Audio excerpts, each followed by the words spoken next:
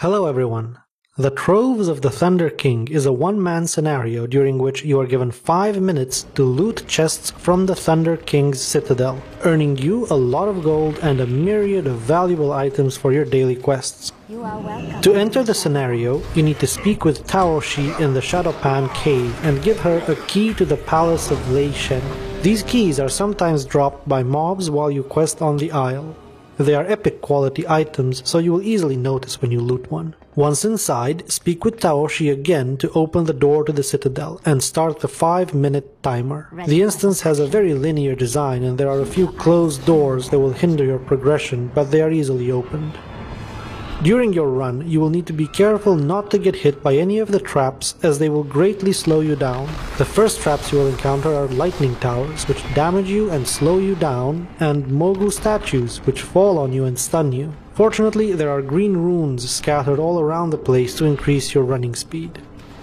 Opening the doors is done by pulling a lever located next to them. Make sure to kill the small spider guarding the place before pulling the lever, as it keeps interrupting you otherwise. Every time you open a door, you enter a small corridor leading to the next room, where you will find traps similar to those in Guolai during your Golden Lotus daily quests. Avoid them. Note that pets will often trigger the traps. On the sides of these corridors there are higher grounds, where you can climb and find more chests. The instance also features red runes, which will stun you, patrolling Zandalaris and Quillans, which you need to avoid or kill, and sentries that will fire a damaging beam of light at your location if you enter their range.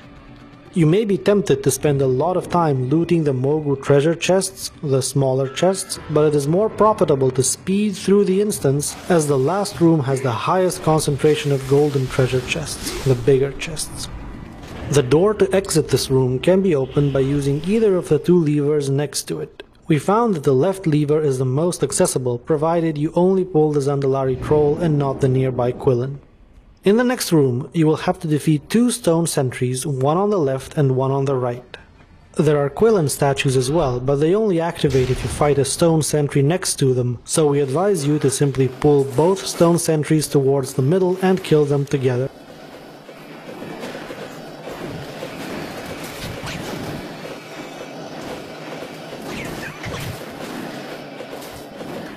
Then go to the left to use the lever. This will open the door on the right.